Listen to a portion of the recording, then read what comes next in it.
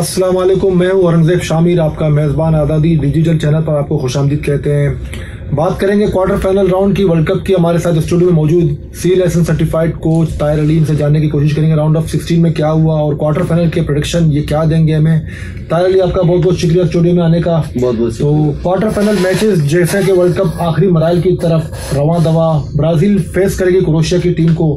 Brazil की team ने काफी मुतासिरकुन कारकर्दगी का मुजाहरा किया, जनूबी कोरिया की टीम को 35 मिनट के अंदर वो मैच खत्म कर दिया। ब्राजील ने जो ब्राजील का फुटबॉल है जिसे जोगो बिंटो कहते हैं ब्राजीलियन लैंग्वेज में, वो 35 मिनट में दिखाकर अपने अपोनेंट को बिल्कुल आउट क्लास किया। ब्राजील और क्रोएशिया के मैच को आप कैसे देखते हैं? देखिए, ब्राजील जिस तरीके से खेल रहा है, जिस तरीके से फेवरेट टीम है और आ रहा है, और जो कैमरून के साथ लास्ट मैच खेला था, लॉस किया था, तो वो मैच ऐसा था कि उसने 11 चेंजेस की जिसकी वजह से ये रिजल्ट। अच्छा, ब्राजील वर्ल्ड कप की वाइड टीम है जिसने अपने 22 प्लेयर खिलाए। तो ब्राजीलियन टीम ने जो कमबैक किया, जो टीम नेमार वापसी आ गए इस मैच में, जो बहुत बड़ा अच्छा साइन था इस टीम के लिए, और 4 गोल से शुरू में स्टार्ट में 35 मिनट में ही टीम को जो है अपना विन कंफर्म कर लिया। और जिस स्टाइल से खेल रहा था, तो ब्राजीलियन टीम को जरा सा भी यहाँ तक नहीं लगा कि कोरियन टीम किसी हद तक मुश्किल सामना करेगी, ऐसा कुछ सामने नहीं आया। तो नेमार का वापसी बहुत अच्छा साइन है ब्राजील के लिए। और इसी तरह अगर हम देखेंगे, कुछ इंजरीज थे फुलबैक में, और डेनिलो वापस आ गए। डेनिलो वापस आ गए, वो भी बहुत अच्छा साइन था। उसने देखा कुछ प्लेयर को सब्स्टिट्यूट किया कार्ड से भी अवॉइड करने के लिए, कुछ प्लेयर को रेस्ट भी दिया उन्होंने। जी। तो रेस्ट देला ये तो क्योंकि मैच ऑलरेडी आपने क्वालिफाई किया हुआ है, और कहीं ना कहीं ब्राजीलियन टीम जो है ना इंजरीज के उसमें है, क्योंकि जैसा प्लेयर जो है तो वतन वापस इस क्राइसिस में ब्राजील की टीम है नेमार के हवाले से। अगर आप लेकिन उन्होंने एक चीज जाहिर किया कि इनके पास रिप्लेसमेंट है और किसी एंगल से भी वो वीक नजर नहीं आए कोरिया के against right now round of 16 तक। लेकिन क्रोएशिया की टीम को अगर कंपेयर करते हैं जनूबी कोरिया के साथ, तो क्रोएशिया की टीम लास्ट वर्ल्ड कप की फाइनलिस्ट रह चुकी है। और अब हाल ही में जो टूर्नामेंट में जापान, जिसने 2 वर्ल्ड चैंपियन को आउट कर दिया वर्ल्ड कप से, क्रोएशिया ने सेकंड हाफ में जापान की टीम को बिल्कुल ओवरकम किया और मैच पेनल्टी किक पर जीता। तो क्रोएशिया को कैसे देखते हैं ब्राजील के? क्रोएशिया एक अच्छा यूरोपियन साइड है जो बहुत अच्छे प्लेयर पे मुश्तमिल है। जैसे उसके मिडफील्ड जो ब्राजीलियन टीम के लिए जरा डिफिकल्ट होगा, तो वो मिडफील्ड का एरिया है, जहाँ पे क्रोएशिया के पास जो मॉड्रिच है, कोवाचिच है, इस तरीके के जो प्लेयर्स हैं, जो पेरिसिच जो खेलते हैं, पेरिसिच ने गोल स्कोर किया था। ये एक क्रोएशियन टीम एक्सपीरियंस टीम है और बहुत अच्छा साइड है जो कि बॉल डोनेट करने और अटैक में, काउंटर में। ये देखा जापान के अगेंस्ट बिल्कुल काल्म होकर खेल रहे थे, बॉल पोजीशन डोमिनेट, कोई मतलब जल्दी फैसला नहीं कर रहे थे, बॉल पोजीशन रख कर खेल रहे थे, बिल्कुल काल्म, कोई वो प्रेशर नहीं ले रहे थे। तो क्या समझते हैं ब्राजील के सामने वो उसी तरह कंपोज करेगी जिस तरह उन्होंने लास्ट मैच उन्होंने खेला? ब्राजील और जापान का अगर हम कंपेयरिंग करें तो फर्क है। ब्राजील एक ऑलरेडी, अगर आप ब्राजील के साथ खेल रहे हैं तो एक प्रेशर है, तो वो प्रेशर क्रोएशिया के सामने होगा। ब्राजील क्रोएशिया के मैच के मुताबिक आपका प्रेडिक्शन हमें? ब्राजील डेफिनेटली विन करेंगे 2-0, 3-0। अच्छा, ब्राजील की हमने बात की तो ब्राजील के नेबरिंग कंट्री और राइवल साउथ अमेरिका में राइवलरी उरूज पर है इनकी। अर्जेंटाइन की लेवल मेसी अपना आखिरी वर्ल्ड कप खेल रहे हैं, जबकि हमने देखा नेदरलैंड और अर्जेंटीना के सामने माजी में जो मैचेस हुए, अर्जेंटीना ने सेमीफाइनल जैसे 2014 में विन किया था। तो अर्जेंटीना और नेदरलैंड के दरमियान जो मैच होगा, आपको पता है नेदरलैंड ने अपना लास्ट मैच बिल्कुल स्ट्रेस फ्री जीता था। उन टीमों में नेदरलैंड भी शामिल है, जैसे इंग्लैंड ने अपना मैच 3-0 से जीता स्ट्रेस फ्री। ब्राजील, पुर्तगाल, नेदरलैंड भी उस लिस्ट में जिसने अपना राउंड ऑफ 16 मैच बिल्कुल स्ट्रेस फ्री मैच खेला। आप अर्जेंटाइन के सामने नेदरलैंड की टीम को कैसा देखेंगे? देखिए, अर्जेंटाइन की टीम ने जो फर्स्ट लॉस किया था मैच, उसके बाद जो वापसी की है, जो कॉन्फिडेंस इनका गेन है, वो अलग ही तरीके से हार है। और जिस तरह अगर आप देखते हैं कि ऑस्ट्रेलिया की टीम, तो मैं समझता हूं कि ऑस्ट्रेलिया टीम भी अर्जेंटीना टीम के सामने उस तरीके का जो प्रेशर नहीं था। वह 2-1 का स्कोर था, लेकिन अर्जेंटीना की टीम ने मैच को पूरा कंट्रोल में लिया था और स्कोर चांस मिस हो गए, जो कि आखिर में जो ऑस्ट्रेलिया को एक बॉल मिल गया। लेकिन ऑस्ट्रेलिया की टीम काउंटर अटैक में अर्जेंटीना के ऊपर काफी हावी दिखाई दी। लास्ट 15 मिनट हमने देखा ऑस्ट्रेलिया की टीम ने बहुत ही उम्दा खेल का मुजाहरा किया, उनके गोल भी बच गए। देखिए और जब काउंटर अटैक जो गेम है ना, तो वो ऐसा है कि जो टीम वीक होते हैं ना, वो इस प्लान पे आते कि वो काउंटर अटैक में खेले, क्योंकि वो पोजीशन नहीं रख सकते। जो टीम पोजीशन रखते हैं, पूरे गेम को कंट्रोल रखते हैं, तो उस टीम के सामने जो दूसरा टीम होता है, जो वो डिफेंसिव माइंड में, तो उनका एक प्लान होता है काउंटर अटैक।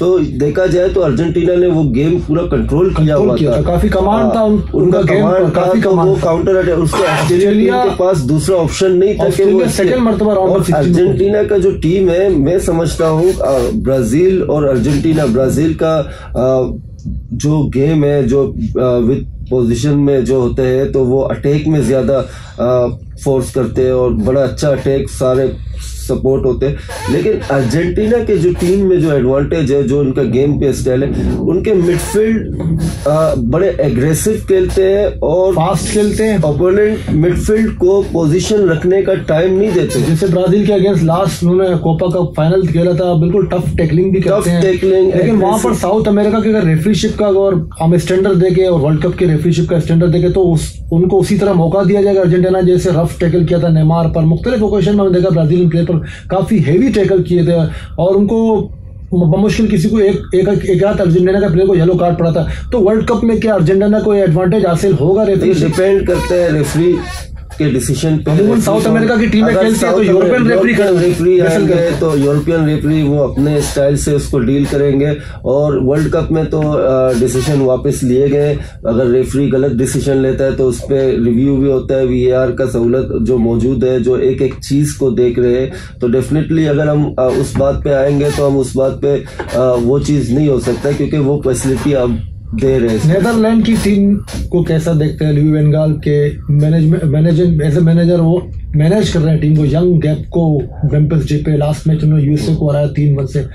अर्जेंटीना के सामने किस तरह परफॉर्म करेंगी? इनकी राइवलरी भी वर्ल्ड कप की हिस्ट्री में 1978 का फाइनल जो कि नेदरलैंड और अर्जेंटीना के दरमियान हुआ था। Mario campus leading goal scorer थे अर्जेंटीना के। अर्जेंटीना ने फाइनल जीता था। उसके बाद लास्ट 2014 में इनके दरमियान क्लैश हुआ था, जो अर्जेंटीना ने पेनल्टी किक्स पर जीता था, आपको याद है।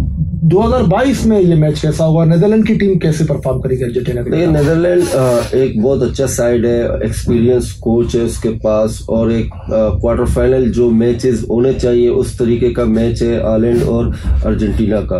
तो नेदरलैंड का जो टीम है, उसके जो अटैकर्स है, गेको यंग प्लेयर है जिस पे बहुत डिपेंड है वो। इस तरह मिडफील्ड में हम आएंगे तो अच्छा एक मिडफील्ड, डिफेंसिवली अर्जेंटीना हॉलैंड का जो नेदरलैंड का टीम है वो बहुत स्ट्रॉन्ग है, स्ट्रॉन्ग टीम है जी। जो डिफेंसिव शेप है, जो डिफेंसिव सपोर्ट है, और जिस तरीके से वो डिफेंस में खेल रहे हैं, तो नेदरलैंड और अर्जेंटीना ये अर्जेंटीना के लिए एक बड़ा चैलेंज है, बहुत बड़ा मैच है, क्योंकि वो टीम जिसके साथ ये खेल रहे हैं वो डिफेंसिवली बहुत अच्छा है। तो अर्जेंटीना और नेदरलैंड की टीम के हवाले से आपका प्रेडिक्शन? ये बहुत टफ मैच होगा, लेकिन मैं ये समझता हूँ टाइम में भी जा सकता है। और मैं असल में देखें, एज अ फुटबॉल लवर, मैं ना ब्राजील का फैन हूँ ना अर्जेंटीना का फैन हूँ, लेकिन मैं फुटबॉल लवर होने के वजह से ये चाहूंगा कि जो मैच सेमीफाइनल में हो वो ब्राजील अर्जेंटीना के दरमियान, क्योंकि ये मैच जनरेशनों पे आते हैं। जनरेशन मतलब लास्ट टाइम अगर वर्ल्ड कप में आप देखें तो 90s में जो है ना ब्राजील और अर्जेंटीना के जो हम लोगों ने नहीं देखा है, तो ये एक राइट टाइम है और ये हम लोगों के लिए कुछ देखने को मिलेगा कि ये दो बड़े राइवल्स सेमीफाइनल जैसे दूसरे को ओवरकम करने की कोशिश करेंगे। ये बात की बात है, अर्जेंटीना और ब्राजील एक दूसरे को फेस करेंगे, तो ये मैच का फैसला हो सकता है पेनल्टी किक पर हो, या गोल्डन गोल हो, या एक्स्ट्रा टाइम पे गोल हो। अब बात करते हैं फ्रांस की, जिसने वर्ल्ड कप में अब तक काफी उम्दा परफॉर्मेंस का मुजाहरा किया। ओलिवर जेरूड के मुतालिक हमने देखा कोई भी मीडिया उसको मौजूद बेस नहीं, जबकि लीडिंग गोल स्कोरर बन चुके हैं, अंडररेटेड प्लेयर हैं, यूरोप के फ्रांस के अंदर खेलते हैं, आर्सेनल के अंदर खेला, फिर चेल्सी की तरफ से खेला, अब एसी मिलान की तरफ से खेल रहे हैं, 52 गोल स्कोर, थीरी हेनरी को सरपास किया। हम ये देख रहे थे कि करीम बेंजेमा वर्ल्ड कप से आउट हो गए, तो फ्रांस जो है विदाउट स्ट्राइकर यानी करीम बेंजेमा के बगैर टोटली इनफेक्टिव रह गई, लेकिन जेरूड ने इस तासुर को गलत साबित किया और फ्रांस की तरफ से गोल कर रहे हैं मैचेस में, उनके साथ दे रहे हैं उस्मान डेम्बेले और किलियन एम्बापे। फ्रांस फेस करेगी इंग्लैंड की टीम को, जबकि इंग्लैंड ने अपने 30 में इंग्लैंड की टीम को आपको पता है सख्त तनकीद का निशाना बनाते हैं हमेशा से। गोल्डन जनरेशन के दौरान उन्होंने वर्ल्ड कप में कोई खास कारकिर्दी का मुजाहरा किया। फ्रांस और इंग्लैंड के दरमियान जो क्वार्टर फाइनल होगा इसके मुतालिक देखिए, definitely France one of the favourite है, बहुत अच्छा खेल रहे हैं, जिस तरीके से वो गेम मैचेस जीत रहे उन मैचेस पे बिल्कुल कंट्रोल करके विन करके, और कॉन्फिडेंस लेवल बहुत गेन है इनका। और फ्रांस का जो स्ट्राइकर है, जो अटैकिंग लाइन है, जिरूड है, किलियन एम्बापे है, तो इस तरीके के जो one of the best striker अगर आप स्ट्राइकर देखें, जो जिरूड का पोजीशन है वो बहुत ही अच्छा किरदार अदा कर रहे हैं करीम बेंजेमा जैसे प्लेयर की गैर मौजूदगी में, जो कि बहुत बड़ा एक मिस था, क्योंकि करीम बेंजेमा बलून डोर इस साल के और किसी भी टीम के पास वर्ल्ड कप विनर भी है 2018 में, उन्होंने रोल प्ले किया था इस तरीके, और जिरूड 2018 में वर्ल्ड कप विनर फील्ड में थे, लेकिन जिरूड के एज अगर आप देखेंगे तो ऑलरेडी 35 के 32 से अबव है, लेकिन जो टीम को जो स्ट्राइकर चाहिए उसी तरीके का स्ट्राइकर जिरूड के शक्ल में इनके पास है। पुर्तगाल की टीम ने रामोस को जी बिल्कुल, ये एक ऐसा पोजीशन है। और इंग्लैंड की टीम की आप बात करें, क्योंकि हमारे पास प्रोग्राम में वक्त भी काफी कम होता है, इंग्लैंड की टीम को काफी तनकीद का निशाना बनाते हैं, लेकिन उनकी मीडिया को हम दाद देते हैं, इंग्लैंड की अपनी टीम को ओवर रेट देते हैं, प्लेयर्स को ओवर रेट देते हैं। जब दुनिया के दूसरे फुटबॉलर से इनके प्लेयर का मुवाजना करते हैं तो ये अपने प्लेयर्स को काफी ओवर रेट देते हैं। इंग्लैंड की टीम की कारकर्दगी 66 के वर्ल्ड कप के अलावा, इसके अलावा लास्ट वर्ल्ड कप सेमीफाइनल जीता, काफी इतना मुतासिर नहीं कर पाती है। उनका फैन फॉलोइंग इतना है दुनिया भर में, अगर कंपेयर किया जाए ब्राजील, अर्जेंटीना या दीगर टीमों के साथ, इटालिया या स्पेन। तो इंग्लैंड की टीम आप क्या समझते हैं, इंग्लैंड के फ्रांस के अगेंस्ट किस तरह खेलेगी और कोप कर सकेगी, या यूएसए जैसे यूएसए ने एग्रेसिव गेम स्टार्ट किया, इंग्लैंड की टीम उस तरह नजर नहीं आई जैसे उन्होंने फर्स्ट मैच खेला? इंग्लैंड जिस तरीके से खेल रहे हैं, जिस तरीके से आ रहे ग्रुप स्टेजेस के जो मैच थे, जो टीम ओपोनेंट थे, उस तरीके का टीम, अब फ्रांस एक बहुत फेवरेट टीम है और अच्छा साइड है, जो टॉप साइड है उन्हीं में से एक है जो इंग्लैंड के सामने आए, तो डेफिनेटली ये एक जैसा मैच नहीं होगा जैसे कि इंग्लैंड खेलते हुए आ रहे, ये एक अलग ही मैच होगा। और इंग्लैंड के टीम पे यही तनकीद है कि बड़े टीमों के सामने वो विन करते हैं कि नहीं, क्योंकि लास्ट अगर हम रिकॉर्ड देखेंगे तो इंग्लैंड बड़े टीमों के सामने उसका कोई ऐसा रिजल्ट नहीं है। और साउथगेट इसके कोच के लिए भी एक ये सवाल है, और ये इसको परफॉर्म करने के लिए यही मैच है। देखिए, टूर्नामेंट विन करना वो एक अलग है, क्योंकि क्वार्टर फाइनल, सेमीफाइनल, फाइनल अभी 3 बड़े मैचेस हैं, लेकिन ये मैच इसके लिए बहुत अहम है। अगर ये मैच इसने विन नहीं किया तो उसके लिए हमेशा ये सवाल रहेगा। इनके पास अब कोई एक्सक्यूज नहीं है। कभी किसी जमाने में कहते थे बैकम इंजरी है, रूनी इंजरी है, अब इनके पास एक परफेक्ट साइड है। यूरो फर्डिनेट का स्टेटमेंट है कि मौजूदा जो इंग्लैंड की टीम है 20 सालों से अगर कंपेयर करें तो बेहतरीन टीम है, यंग टीम है, काफी प्रेस किया उन्होंने। डायनामिक सब्स्टिट्यूट भी इनके पास है, जैसे रैशफोर्ड आते हैं, जैक ग्रिलिश आते हैं। वर्ल्ड कप में सबसे ज्यादा मुतासिर मुझे इंग्लैंड की टीम के 2 मिडफील्डर बेलिंगम और राइस ने किया है, और दुनिया में फुटबॉल के जितने भी माहिरीन उनको काफी प्रेस दे रहे हैं और वो सारा क्रेडिट उस मिडफील्डर को दे रहे हैं। आप कैसे देखते हैं इंग्लैंड की दोनों? देखिए, ये दोनों बहुत अच्छे खेले, खासकर बेलिंगम जो यंगस्टर, ये जो प्लेयर है जो खेल रहे हैं, जिसने जो लास्ट मैच में जो मैच चेंजिंग जो स्कोर किए, काउंटर अटैक में असिस्ट किए, जो बॉल इसने बनाए, तो ये one of the best midfield जो इस वर्ल्ड कप में है बेलिंगम है। और अच्छा कॉम्बिनेशन है जो हम चीज देखना चाहते हैं, जो लास्ट मैच में इंग्लैंड ने किया है 3 मिडफील्ड के साथ खेलना और डिफेंसिवली 4-4-3-3 के फॉर्मेशन में, अगर ये इस फॉर्मेशन के ऊपर आएंगे तो ये मैच बड़ा अच्छा होगा, क्योंकि मिडफील्ड में ये कंट्रोल होगा राइस, एंडरसन और फ्रांस के सामने मैच डोमिनेट करना इनके लिए काफी चैलेंज होगा। राइस और बेलिंगम के लिए काफी कड़ा इम्तिहान है फ्रांस के अगेंस्ट खेलना। जी, तो बात होगी फ्रांस और इंग्लैंड के मैच की, तो आप कौन सी टीम को विनर करार ये ऐसा टफ मैच है।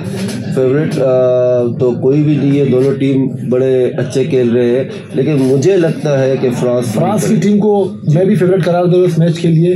और कभी कभार एक हमदर्दी सा होता है इंग्लैंड की टीम के साथ, क्योंकि हम प्रीमियर लीग देखते हैं, मैनचेस्टर यूनाइटेड हमारा कलर है, तो इंग्लैंड की टीम भी इस तरह परफॉर्म करे जिस तरह फ्रांस करती भी आ रही है, इंग्लैंड को भी करना चाहिए। बहरहाल अब बात करते हैं पुर्तगाल की, जिन्होंने बहुत ही सरप्राइजिंग रिजल्ट दिया, 6-1 के साथ अपना मैच राउंड ऑफ 16 के साथ विन किया, क्रिस्टियानो रोनाल्डो को बेंच पर रखा। और दूसरी तरफ मराकश की टीम, जिसने वर्ल्ड कप में काफ़ी मुतासिरकुन कारकर्दगी का मुजाहरा किया, स्पेन को बाहर करने के बाद अब पुर्तगाल को फेस करने में पोरोजम और यंग साइड अशरफ यकीमी जैसे प्लेयर जिन्होंने फाइनल पेनल्टी किक लिया था, वो स्पेनिश बॉर्न भी है। पुर्तगाल और मराकश के मैच को आप कैसे देखते हैं? ये बहुत अच्छा मैच होगा। पुर्तगीज टीम ने जिस तरीके से कमबैक किया है वो भी एक बहुत बड़ा सरप्राइज है। इसी तरह मोरक्को ने जो है विन करके स्पेन को विन किया, वो भी एक सरप्राइज है।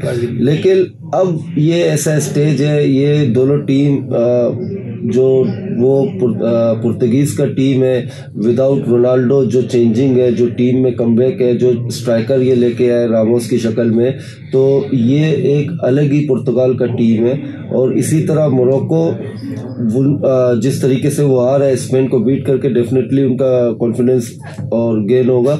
लेकिन मैं ये समझता हूँ कि स्पेन और पुर्तगाल के टीम में बहुत फर्क है, क्योंकि स्पेनिश टीम बोल्ड पोजीशन रखने वाला स्पेनिश टीम था, ये वो टीम नहीं है।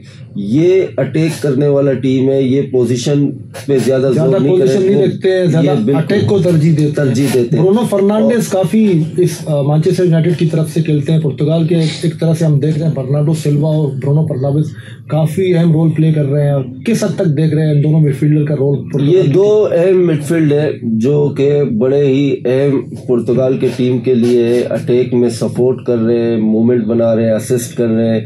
जिस तरीके से साथ डिफेंसिव मिडफील्ड विलियम कार्वालियो है, आना है जो PSG से खेलते हैं, यंग प्लेयर है। तो पुर्तगाल का टीम एक कंप्लीट साइड है। हम एक तरफ देखते हैं पुर्तगाल के पास बहुत से कैरेक्टर हैं, और हमने यही देखा है कि वर्ल्ड कप जो है किसी भी एक एरिया से आपको कमजोर नहीं होना चाहिए, वही टीमें जीतती है, फाइनल तक वही टीमें रसाई हासिल करती है जिनके पास बहुत सारे कैरेक्टर होते हैं, जैसे कि फ्रांस ने लास्ट वर्ल्ड कप जीता। अब मराकश के साथ अगर कंपेयर करते हैं पुर्तगाल की टीम को, मराकश के साथ पास वो कैरेक्टर नहीं है। हकीम ज़िएच जो कि अब चेल्सी में बेंच में तकरीबन इनको इतने मिनट भी, लेकिन वर्ल्ड कप बड़े शानदार तरीके से खेल रहे हैं और सरप्राइज दे रहे हैं। तो आप मराकश की टीम को कैसे देख रहे हैं? पुर्तगाल मराकश ने ऑलरेडी एक बहुत बड़ा मैच विन किया है, और पुर्तगाल के सामने क्वार्टर फाइनल जैसे स्टेज में आई थिंक अफ्रीकन चौथा टीम है जो मोरक्को जो क्वार्टर फाइनल तक आ गए हैं। अब इससे आगे कोई भी अफ्रीकन टीम क्वालिफाई किसी ने सेमीफाइनल नहीं खेला है। अरब कंट्रीज में जो है अरब कंट्रीज में वाहिद टीम है जो कि क्वार्टर फाइनल में आ गए। तो ये एक बहुत बड़ी अचीवमेंट है, और आगे भी इनके लिए बहुत बड़ा अचीवमेंट होगा कि ये सेमीफाइनल तक क्वालिफाई करें। लेकिन जो कमबैक पुर्तगाल की टीम ने किया है वो एक बहुत बड़ा चेंज है, जो चेंजिंग वो लेके आए, ना सिर्फ क्रिस्टियानो रोनाल्डो के शक्ल में, और दूसरा कैंसेलो के चेंजिंग जो फुलबैक में लेके आए, कुछ चेंजिंग कोच लेके आए, और वो चेंज ऐसे थे जो टीम को बिल्कुल ही उसके परफॉर्मेंस चेंज हो गए। फर्नांडिस सांटोस ने, आप क्या समझते हैं, बहुत बड़ा डिसीजन लिया। अगर इस डिसीजन को हम कंपेयर करते हैं, मैनचेस्टर यूनाइटेड ने सीजन के आगे शुरू में काफी स्ट्रगल कर रहे थे, 3 से 4 मैच से 4 गोल कंसीड किए रोनाल्डो की मौजूदगी में। वो कोच ने एरिक टेन ने रोनाल्डो, हैरी मैगवायर और लुकी शॉ को बेंच में डालकर सरप्राइज रिजल्ट दिया। फिर 7 से 8 मैचेस मुसलसल जीते। तो फर्नांडिस ने भी कुछ इस किस्म का डिसीजन लिया। ऐसे डिसीजन कोच किस किस्म के कोच लेते हैं? देखिए, ये एक्सपीरियंस कोच है, और कहीं ना कहीं ये चीज उसको नजर आ रहा था कि पुर्तगीज टीम जिस हिसाब से ग्रुप स्टेज में खेल रहे थे उस तरीके से फेवरेट आप नहीं कह सकते कि ग्रुप, लेकिन उसके पास में हम लोग शुरू से ये देख रहे हैं कि पुर्तगीज टीम के पास बेंच बड़ा अच्छा है, बड़ा कंप्लीट टीम है, यंग प्लेयर है, और इस मैच में इनको चांस दे के एक चेंज आया। लेकिन सवाल ये है कि शुरू में ये चेंजिंग क्यों नहीं नजर आया हमें, इस मैच में नजर आए तो चलो देर आए लेकिन दुरुस्त आए। ये चेंजिंग जो है बड़े काम करके पुर्तगाल टीम के नया चेहरा क्रिस्टियानो रोनाल्डो को बेंच में डालने के बाद रामोस की सूरत में पुर्तगाल को एक स्टार मिला, जो कि क्लब परफॉर्मेंस की बुनियाद पर ही नेशनल टीम में जगह बनाया जाता है। प्लेयर जिसका उम्र 20 से 21 साल है, काफी यंग है, डेब्यू वर्ल्ड कप खेल रहे थे, 20 के क्लब करीब गोल स्कोर कर चुके हैं बेंफिका की तरफ से। तो मैं समझता हूँ कोच ने बहुत ही ब्रेव डिसीजन लिया है। और देखें, जब भी जहाँ मेरिट होता है तो उसका रिजल्ट आपके सामने आता है। कोच ने कल मेरिट बेस पर फर्स्ट 11 को तरजीह दिया और पोर्चुगल की टीम आपके सामने नया टीम बकौल हमारे दोस्त के नया टीम वर्ल्ड कप में नजर आता है पुर्तगाल की सूरत में। जबकि हम उसके अल्टरनेट में स्पेन को देख रहे थे, स्पेन वर्ल्ड कप से बाहर हो गई। अब पुर्तगाल की टीम से भी हाई एक्सपेक्टेशन है। पुर्तगाल की टीम को आप फेवरेट करार देंगे मराकेश के सामने? जी बिल्कुल, डेफिनेटली। जिस तरीके का मैच स्पेन वाला जो बड़ाको कसा, जो पेनल्टी किक्स तक, मेरे को नहीं लगता है कि ये मैच वहां तक आएगा। पुर्तगाल इस मैच को विन करेगा। बहुत बहुत शुक्रिया ताहिर अली। हमने अपने गेस्ट से जानने की कोशिश की क्वार्टर फाइनल के प्रेडिक्शन के हवाले से। उन्होंने ब्राजील, अर्जेंटाइन, पुर्तगाल और फ्रांस को फेवरेट करार दिया। अब देखना यह है कि क्वार्टर फाइनल मैचेस शुरू होते हैं, कौन सी टीम किस तरह सरप्राइज देगी और कौन सी टीम किस तरह अपना जो हेजेमनी उसको बरकरार रखेगी।